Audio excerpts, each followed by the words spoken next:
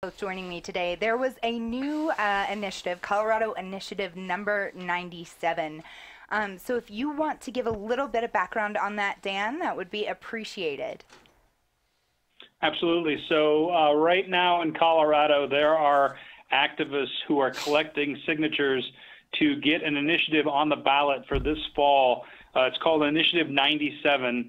And what it would do is create a 2,500-foot setback between oil and gas facilities and the nearest home, building, waterway, open space, park, field, intermittent stream, just about anything you can think of. It creates a giant setback between the oil and gas facility and those other different items. To an average person, that might sound like a reasonable thing. You think, yeah, 2,500 feet seems like a good distance to put oil and gas away from all those things I mentioned. However, in reality, it is a ban on new oil and gas development in Colorado.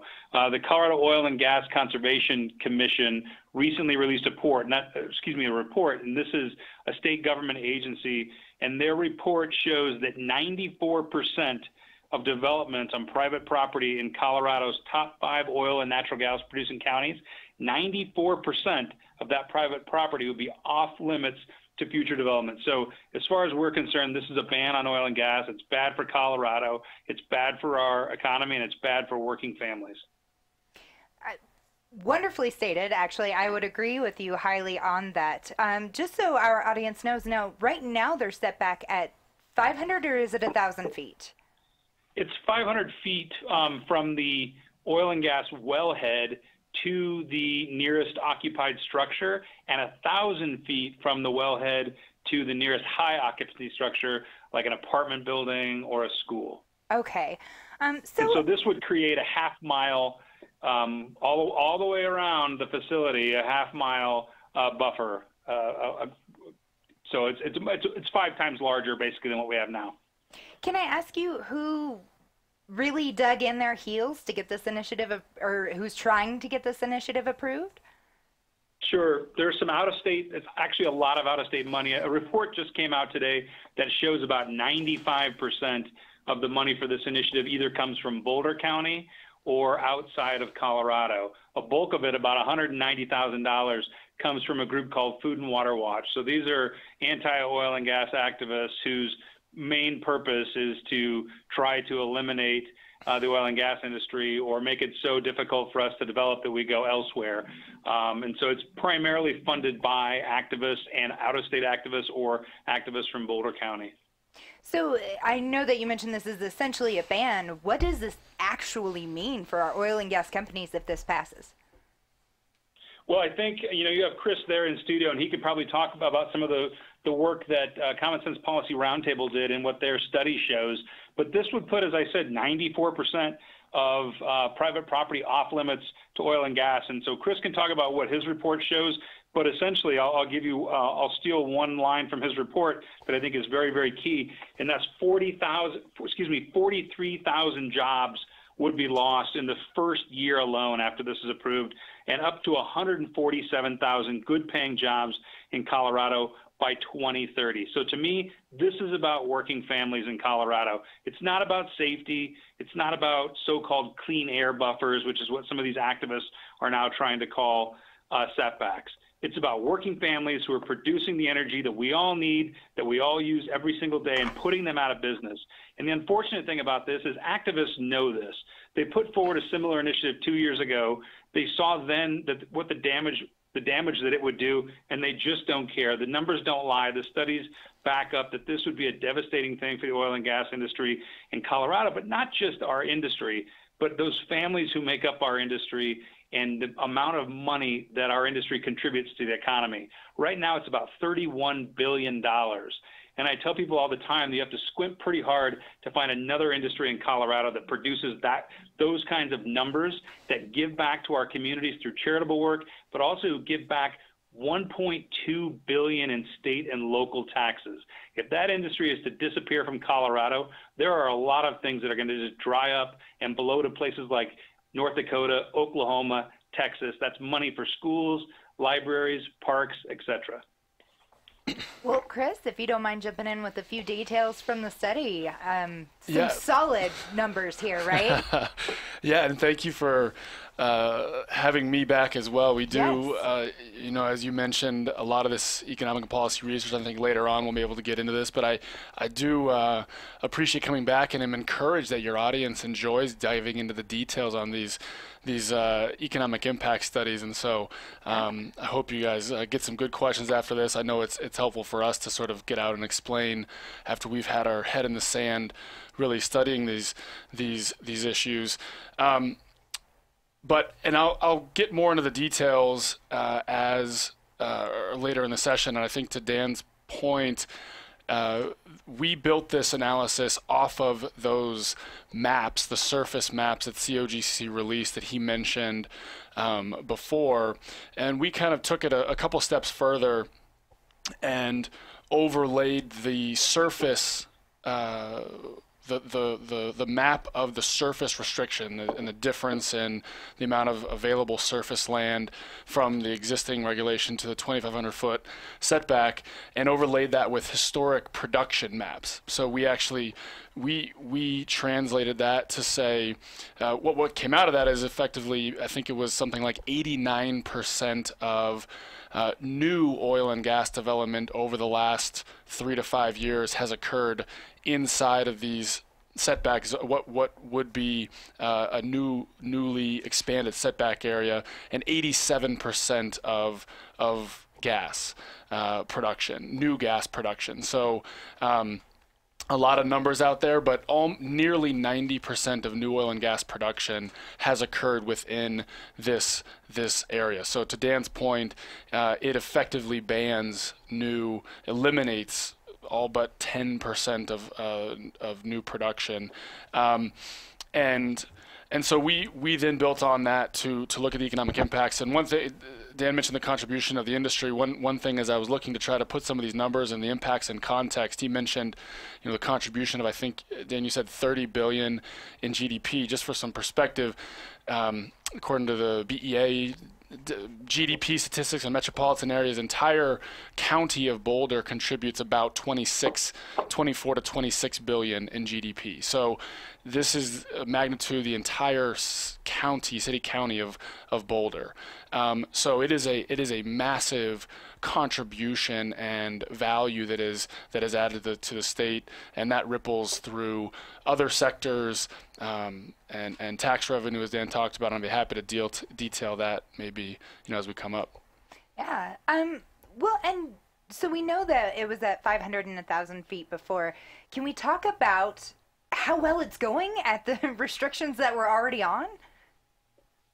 Sure, I can jump in there. I want to add something to what Chris said first.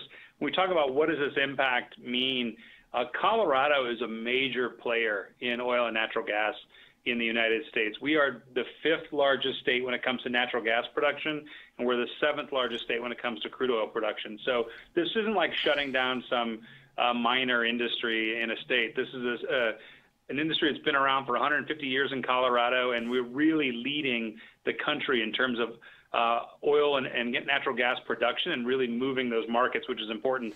And another side note there in terms of, I was at a meeting earlier today and listening to one of our operators talking about, and he considers himself to be a small operator, and he is a small operator, but he was talking about spending $200 million in Weld County next year. So that's what a small operator is looking at investing in one county. We cannot lose sight of that. I think sometimes we talk about, the federal government and numbers in trillions, and numbers suddenly lose their value and their meaning. $1 billion is a lot of money. $31 billion is staggering. And if you have a small operator looking to spend $200 million in one county, that's a big deal. Something we should value as a state and not try to chase out of our state. So let's go back and talk about setbacks a little bit. Those rules changed a few years back. I want to say 2013. They went from 150 feet to 500 and 1,000. Right now, I think that's a system that's working. They're basically arbitrary numbers. There is no science behind them. And I would ask your listeners, when they see signature gatherers on the street talking about a 2,500-foot setback, to ask them what science tells them that that's the proper setback distance. It is not based on any science at all. It is an arbitrary number meant to inflict harm on our industry. So right now, I think those setback issues or the numbers are working fine in Colorado. There are some people who have concerns about it, and our industry is always willing to sit down and listen to those concerns. Another thing now that we have in state statute, and we would really, really hate to see go away via the ballot box, and that is the ability to have waivers in these setbacks. So right now, if you're a farmer and you have a particular part of your land that you want to farm and grow crops on, and you got a center pivot in the middle of it, you may not want that oil and gas. You want the oil and gas production on your land because you're getting money for that. You're getting your lease payments, your royalty payments, but you may not want it 1,000 feet from your nearest occupied structure. You may want it very close to a barn or close to your home so you can continue to farm 1,000 feet away from your structure. So we currently have that flexibility right now in state law, and that would go away if something like this were to pass.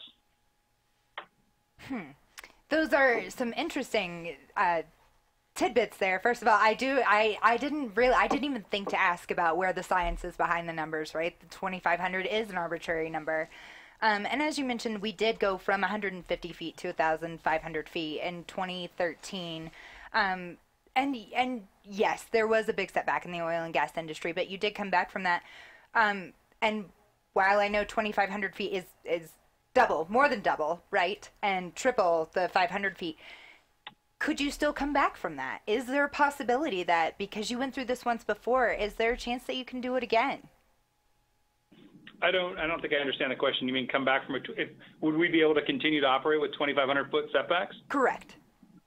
I think we would be able to operate in a very, very small part of Colorado. And you have to understand, I talked about that small operator wanting to invest $20 million in Weld County. We have other large operators here who wouldn't bother with the 10% that's left of Colorado to develop. They want to go someplace where they know where the rules are, where they're welcomed, where the state wants them to be there. And so I think you would drive whatever capital we have coming into the state completely out of the state if you only have 5 or 6% of private land available for development. There will still continue to be some development in those areas, absolutely. You would continue to have existing wells produce. Some of those wells can produce for up to 30 years, but in terms of new development, investment, capital expenditures, all those things that we want in Colorado, it would all dry up and blow away. And as we know, Colorado is fifth in the nation, I believe you said, for oil and gas. So it is a huge part of our economic drive here in Colorado. Do you mind getting in, Chris, here with me onto the details of how that's connected with other sectors and ultimately how that has such a big financial impact to Colorado? Yeah, sure. The way that we conducted the study, and I will say that this has been studied over the years, and as Dan mentioned, this issue came up over 2 years ago. I think in 2016 was the last time that this nearly exact same issue was being pushed, and was studied at that time as well, and found similar findings. So the way that we I mentioned we mapped the surface reduction to the actual production history. We created a production forecast based upon rigs and projected prices, some external price forecasts we get from third-party sources. And so we have basically created a rough outline of what we think or would expect the actual extraction industry, it's oil and gas extraction industry, to look like through 2030. So our projections were 2019 through 2030, and as a simulation, effectively removed the portion annually that would now be displaced. And so, as we talked about, it's about 90%. Annually would be displaced. Now we ended up creating a couple scenarios that accounted for some possibility. Part of the review process, we can talk about that, discussed the extent to which to your point, some of this activity that would be displaced from within a setback zone to outside of could it be displaced to outside of a setback zone? And there are numerous reasons why that would be incredibly difficult, not possible, both from a technology standpoint, from a permitting standpoint, and ultimately, if you can surmount some of those issues, the cost would be much higher. So the amount of displacement is largely unknown, but it would be minimal. So we assume between 10 and 30% for our scenario. So I will say that, you know, the impacts in our report include some of that potential for offset, and you know, others may dispute where we've put those bounds. But I think it almost speaks to the significance even more by including those assumptions. What we found is that by disrupting this industry directly, it only accounted for, when we tallied up the total expected job loss, it only accounted for about less than 25%, 23% of all job loss was in this oil and gas extraction industry. So when you account for the connections with construction, professional services, our retail sector, you see a significant amount of, you know, as Dan was talking about, the investment that goes in, and the income and the consumption that comes from those high-paying jobs really does ripple through, and it's not just isolated to the areas where the production occurs. A lot of the revenue comes back to those communities, but a lot of the expenditure and the connection through the industries and supply chain actually come back to some of the large metro areas as well, and a lot of businesses here are connected and supplying critical services, financial, again, engineering services to the entire sector. So this is really a statewide issue, and virtually every sector is impacted by this loss. Well, we know Colorado is a huge collaboration state, right? There's not an industry, I don't think, that's isolated, right? We're connected across the board through several industries, so I would imagine that it does have a large impact across the board. I want to talk a little bit here about, this may seem like a dumb question, but would you have to move where you are now, or can the standing structures stay where they are? Dan? If you were to pass a 2,500-foot setback? Yes. Your existing wells can stay where they are. It would pretty much be impossible to move them, and require a lot of work that I don't think people would want to have that done. So those would all stay exactly where they are. And as I said, some of the newer wells can produce 25, 30 years. This would be for new development. Okay. And at that point, as I said earlier, it eliminates much of those top 5 producing counties for development. It does exempt federal lands, so you might have some companies that are looking at doing some drilling on federal land, but currently already, if you go to the western slope, a lot of the Piceance Basin is federal lands, but a bulk of the drilling in Garfield County, which is the biggest biggest dry gas producing county on the western slope, the bulk of their operations there are on private land. That's why this initiative has such a sort of a devastating impact on our industry, is because a lot of the work right now is being done on private land. Gotcha. And I guess I'm curious a little bit more to know, it's going to impact taxes, right? If we have to not move these, I should say, if we have to, with new, adhere to the 2,500 feet. Let's talk taxes, because that's a big deal, right?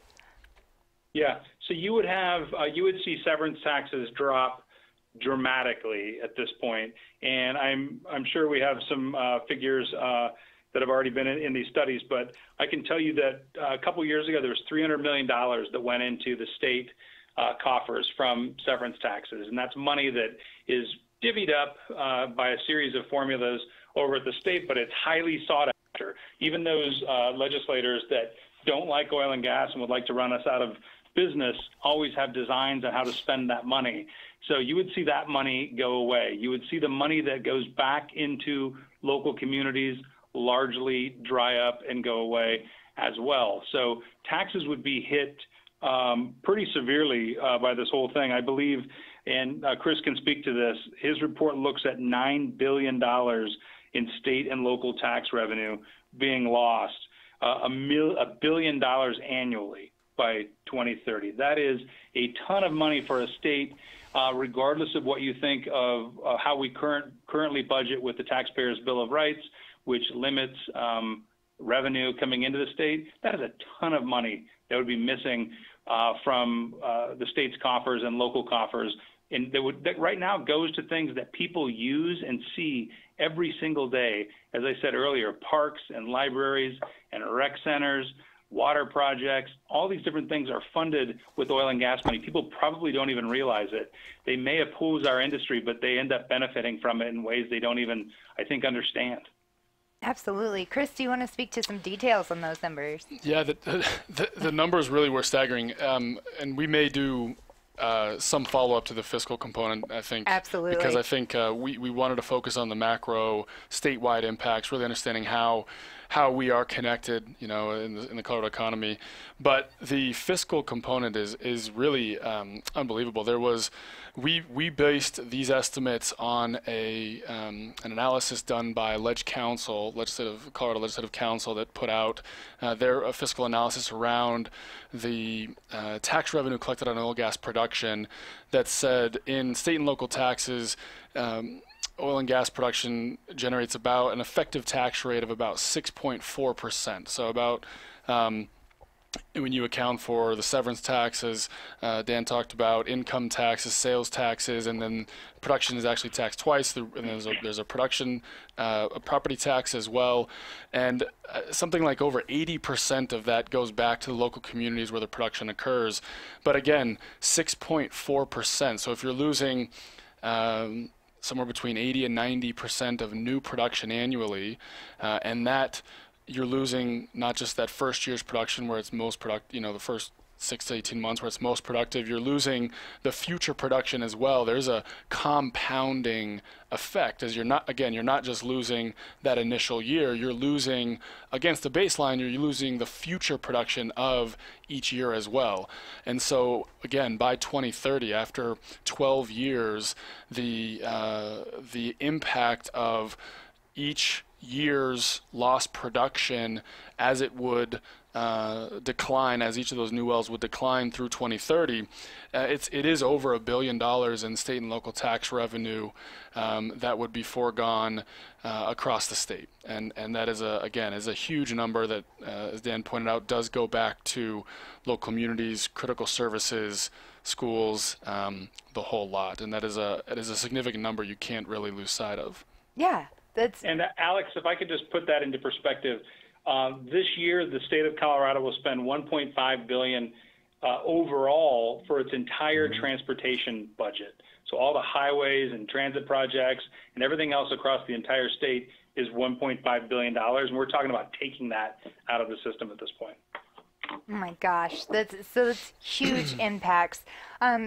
Dan, I'm going to go ahead and thank you so much for joining us today. I know you've got to run off to another appointment, but I thank you for joining us. And again, that is Dan Haley with the Colorado oil and gas industry. So I would say that he's got some, some meaning behind that name and some great insight there. Thank you for joining us. It's been a pleasure having you on. Chris, you are staying with me through this break, and we will be right back on Connect and Collaborate. Be sure to like and subscribe our YouTube page. While you're here, check out this podcast and more at cobrt.com/radio-podcast. And you can find this study at Common Sense Policy Roundtable. Yes, commonsensepolicyroundtable.org. Please go find it, find the other work we've done, and look forward to talking more about this when we get back. Yes, absolutely. So stay with us after this break. We'll be right back.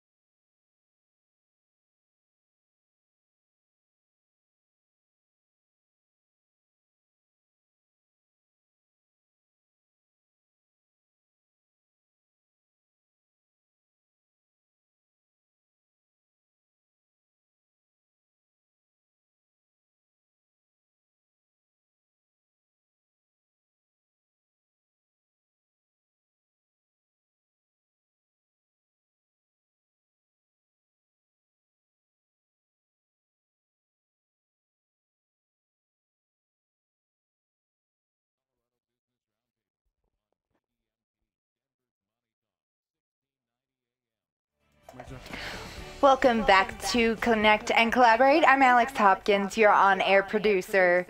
And I'm so excited because we're talking about this Colorado Initiative number 97. Common Sense Policy Roundtable put that on.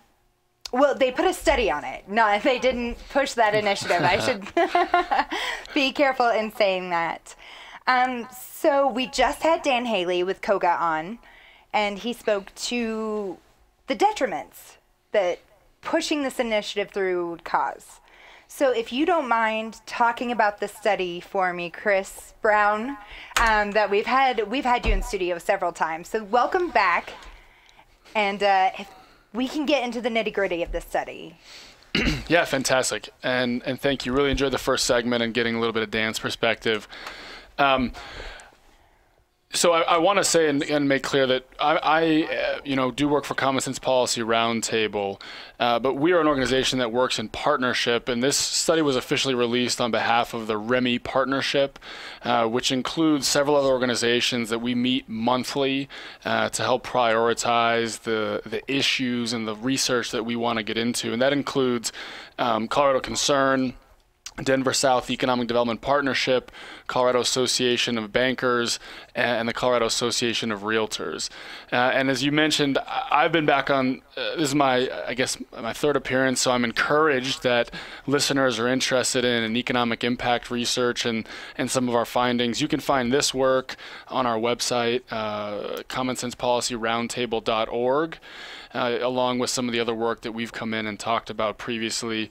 I think we came in and spoke about another initiative which actually ended up not going forward and collecting the signatures that would have imposed a 1% cap on residential housing growth here in the Front Range, across 10 Front Range counties. So that research we put out and we talked about a couple months ago. And then I think our most recent appearance was around education, the value of education here in the state. We did a large campaign to talk about the value of education, the value of graduating more Colorado kids, getting them out of school. We have a really interesting, I'll get to oil and gas setbacks, I promise. You're totally fine. I'll get there. We have a I like talking about this subject as well. It's still very relevant as we get into the November election cycle and in the campaign. And this whole motivation, our partner with Colorado Succeeds, was to elevate the discussion around education. We have a very interesting dynamic here in the state where we rank 46th out of all states in terms of our K-12 graduation rate. We graduate about 79% of our students, but we have the second highest ranking requirement for post-secondary education in our workforce. So we have this incredibly high demand for post-secondary education and education in our workforce, and yet we have the 46th lowest K-12 graduation rate. So we talked about, well, what if we could be number one, and what if we could meet the needs because students are falling behind, kids are falling behind every year by not closing that gap. So again, that's an issue that we want to continue. We have a website out there, bestschoolsco.org.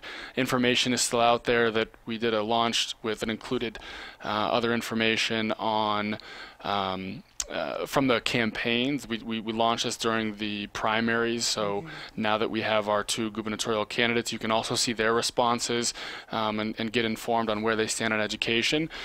So I wanted to plug that, as that is still a relevant issue for those that want to understand education and the value of education and understand a little bit of the research that we do as an organization and we do along with these other groups in this partnership that really, again, our mission is to research and educate elected officials and voters and members of this community on the economic impact of various policy and economic issues. And Common Sense Policy Roundtable, we're a free enterprise think tank, so we focus on issues that matter for jobs, the economy.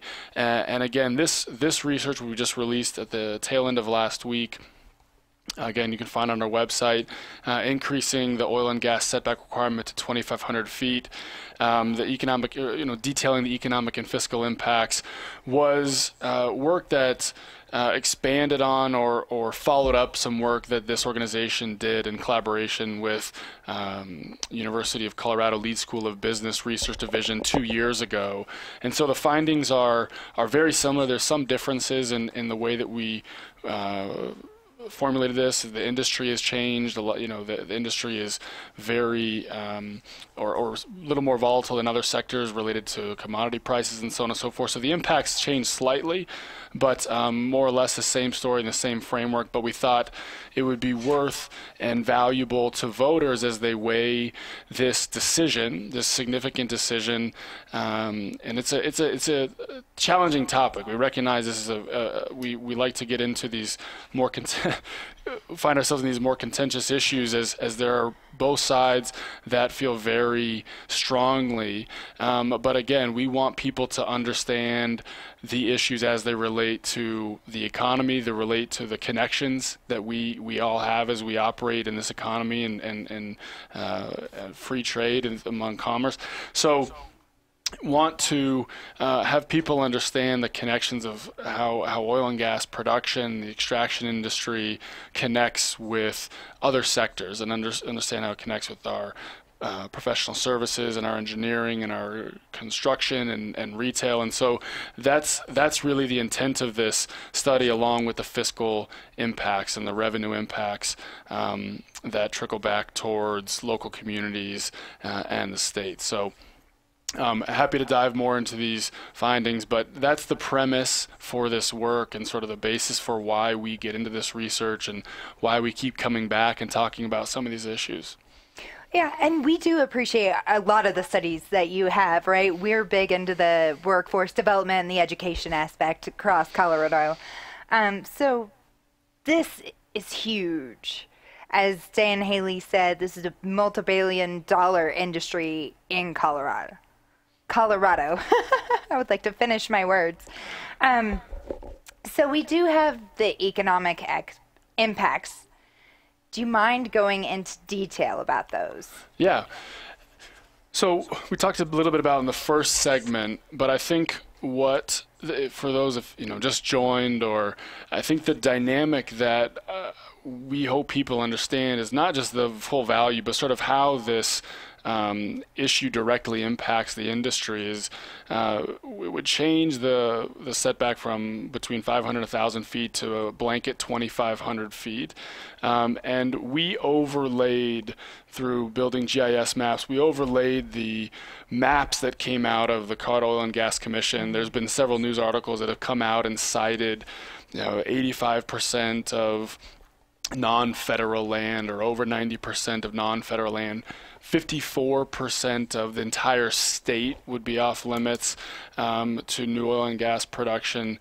But we overload those maps with production history, actual well locations over the last 3 to 5 years, and we found that between 85 and 90% of new production has occurred within this new setback area. So as we built a forecast for oil and gas production going forward, we could then model what losing about 85 to 90% of that new production would mean, along with not just the production that first year, but as those wells continue to produce at a lower rate over the next, our study goes through 2030, from 2019 through 2030, so for the next 12 years, how we lose a significantly more and more of the overall industry. So the first year, our estimates were somewhere between 17, we lose between somewhere in 17 and 22% of the entire industry.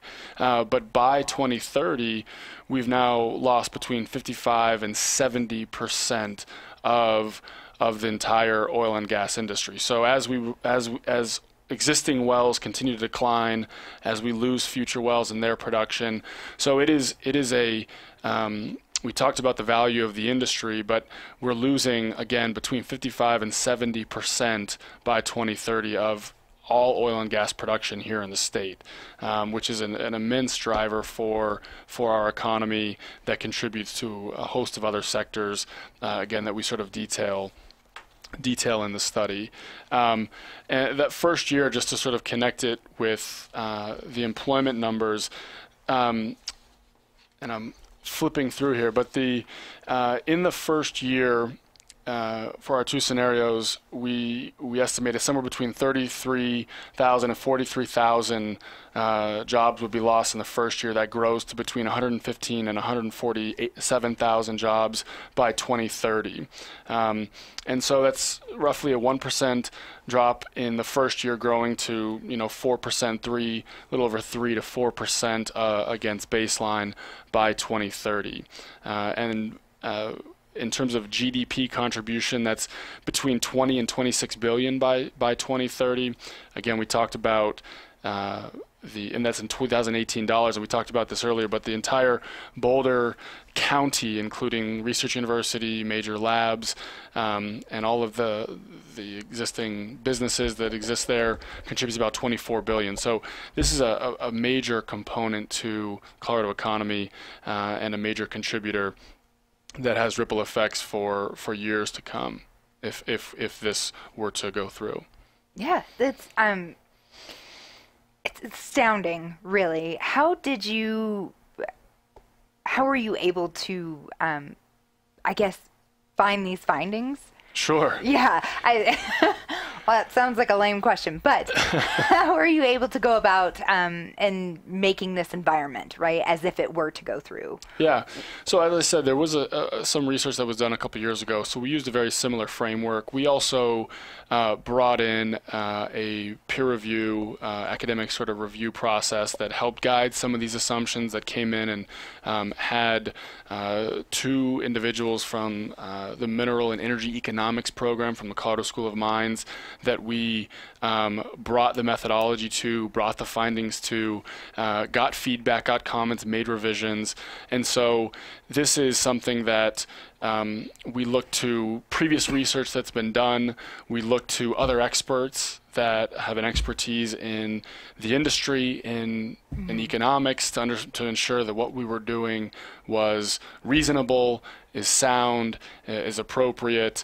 And so it's definitely a group effort. It's me sitting here talking to you, but there's a lot of other work that goes on to ensure that the information that we're compiling is appropriate, and we look to pull from the most credible resources we can, again, starting with what COGCC, the Colorado Oil and Gas Commission, has put out initially in terms of the surface restrictions, and then just kind of connecting the dots from there, and trying to detail how we get from the surface setback to the direct impact in terms of lost production, and then we use a dynamic economic and forecasting simulation model built by a firm called REMI. We built so it's called a REMI tax PI model that we use to simulate these effects. And so that's a standard sort of state-of-the-art economic forecasting and simulation tool built by a firm out of, again, we license a custom built tool for the state of Colorado. And so a combination of some of the initial information coming from the Colorado Oil and Gas Commission, some of the tools that we have at our disposal in terms of the simulation models, getting experts in the field to give us feedback and revise our methodology. So it is a challenge, and these maps, I should say, were just released in the first or second week of July as well. So we were a little bit under a time crunch to ensure that we could get the information from when the maps were released, and came out, so the public could see them and digest them, to now where voters are really going to be potentially faced with this issue if it, in fact, I think they have still another day or two to see if they can this particular initiative can include enough signatures, get the signatures that would put it on the ballot here in November. So again, we just want it to be another piece in the decision-making process for voters as they look at this issue, as they weigh sort of their own decision, but understand the significant economic impacts that come along with a decision here. And this state has seen major issues come on the ballot before and understood so that they have lasting impacts and they have real impacts. This is a unique thing here in Colorado where voters have some discretion over making policy directly, and this is one of those, and so we're hoping to get this information as widely as we can to voters so they understand and are informed on the issue. I wanted to touch on this. You touched on it a little bit, but your timeline for getting this study out, right? One of the things I think people need when they look at a study is to know that that you took your time getting your research in, and Sure. Clearly you've asked the experts, and you've gone to big people within the industry, the economists, right, and the School of Mines. You've talked to actual experts in these fields to make sure you're getting the right information. But did you give yourselves enough time to get the correct information? It's a great question. Yes. We'd always love more time. Always, yes, of course. We feel incredibly confident with the numbers that we have put out here on the economic impacts. I think there's a lot more to the story and the economic connections. These, it's often the challenge when we do this sort of macro modeling and economic modeling to have people understand what these numbers really mean. They're significant, they're large, there's a lot of dollar signs and a lot of percentages, and so I would encourage people, if interested in this, to take some time and really dissect sort of what our findings mean and how we've put this together. So we feel confident in what we've done. I think, as a follow-up and in some next steps in terms of what our organization would like to do, there's more work to be, that could be done around some other components, particularly on the fiscal side. I think in terms of the revenue impacts, we have an estimate for how much state and local revenue would be lost as a result of these impacts and as a result of the production loss. But I think there's more that could be done to detail where that money is currently going, how that money would be allocated, where that money is actually going in terms of communities, and how people would be hit more directly. So there's always more to be done to translate and connect and communicate these impacts. And so again, encourage questions and dialogues. Anyone can reach out to me if they have any points they'd like to clarify. But as far as the macro impacts, we did, it felt quick, but we took our time to ensure that we did it the right way. We did have some time before the maps came out from COGC to get some ducks in order in terms of our production forecast and some other things to ensure we could move fairly quickly, knowing. So yes, in research, you'd always like more time, but that's always going to be the case, no matter what the time frame is. Exactly, even the 15-year studies, That's just right. 5 more years. Exactly, exactly. So I appreciate you being honest with that. But I want to talk a little bit, and you and I talked about this on the break here, the motivation behind where this initiative came from, right? And you certainly aren't speaking for any of these companies that are pushing this initiative, number 97. But one of the bigger concerns that they talked about was a health impact. Sure. Right? And again, these, as Dan mentioned in the last segment, 2,500 feet, it's an arbitrary number. There's no science behind it. There's no science in saying that 500, 2,500, it makes any difference. What did you find on your end when reviewing? Sure. Yeah, and so I think, I'd like, we put the study together wanting to, quantify the economic impacts. Absolutely. And so I, by no means an expert in the environmental and health science, but we wanted to ensure that if there were economic benefits that we could include from this particular measure, we wanted to ensure that we could include them. So we did do a brief literature review in terms of what publications are out there. The one that we tended to rely on the most as it came out from the Colorado Department of Health and the Environment, CDPHE, Colorado Department of Public Health and the Environment, just last year did a multi I think a year-long, a significant amount of time monitoring existing wells and a big literature review themselves on the health-related studies and analysis that's out there, and effectively concluded they want to continue to study the issue, as that's always a finding of research. You always want to, as we just talked about. Yes. But their main conclusion, and then you can go to their website and look at their analysis, and they've compiled again and aggregated other information. Concluded that at the moment there is no compelling evidence, significant evidence, even insignificant evidence that sort of would indicate that there is a public health need to change the particular setback at this point. So again, I would direct listeners to look at that particular study and some of the other study that they cite. Again, they did a long study actually monitoring wells and proximity and looking at the research that's out there. And so that's what's cited, and that was sort of the foundation for us in our analysis to not include any of, in terms of, wondering, would this benefit workforce? Would this benefit, and there was no substantial evidence that allowed us to make any of those assumptions in including the economic, in doing these macroeconomic impacts. So, so I'll say that at least it was no foundation for us in terms of including this in this particular research. Yeah. I have to ask you while you're here, and by no means and you're great about answering freely anyway, so I'm just going to go ahead with it. We know that Polis has a huge stance against oil and gas. He's all about, renewables as energy sources. Sure. Would this maybe be a compromise that he'd be willing to look at, is if the oil and gas companies did do the 2,500-foot setback as opposed to just abolishing it altogether?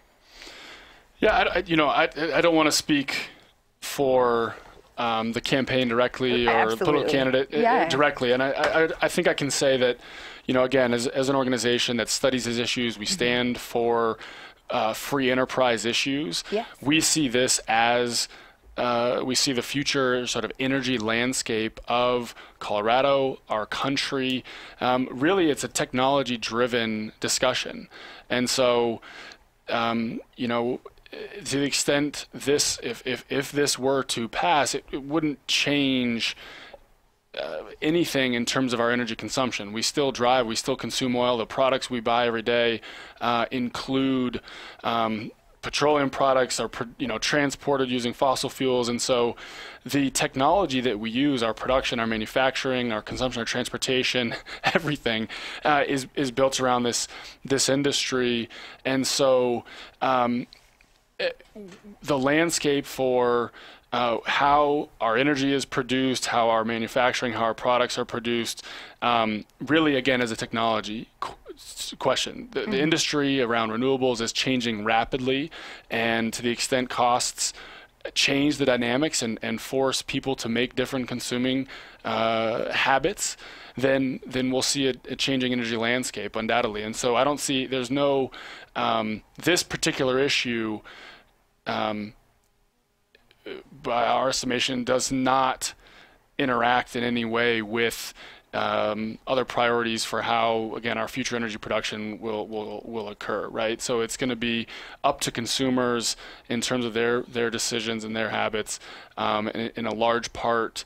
And so, again, don't want to speak for the campaign in any form, but again, we see this as a free enterprise issue and as a technology issue, and that's how we think this landscape will change. Undoubtedly, it is changing, and yes. So a large regulatory regime that just forces this hand is incredibly impactful, as we've detailed, and sets the state back.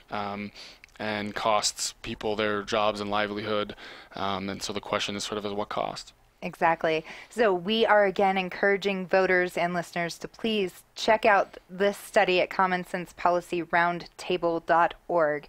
And you guys did a fantastic job with this. Again, these findings are astounding. I'm all over the place today. So I appreciate you coming in, Chris Brown. You've always got some great things to say, and across the board, right? We had you on for education to speak about that, which we talked about in the beginning of this segment. So thank you for joining us today. Absolutely. Yes, and we look forward to having you on again the next time you guys get a study under your belt. We'll be happy to share that with our listeners. So thank you very much. Again, commonsenspolicyroundtable.org. You can find the new study details for the Cost of Colorado Initiative number 97. And I am Alex Hopkins with Connect and Collaborate. Have a great day. Thank you so much.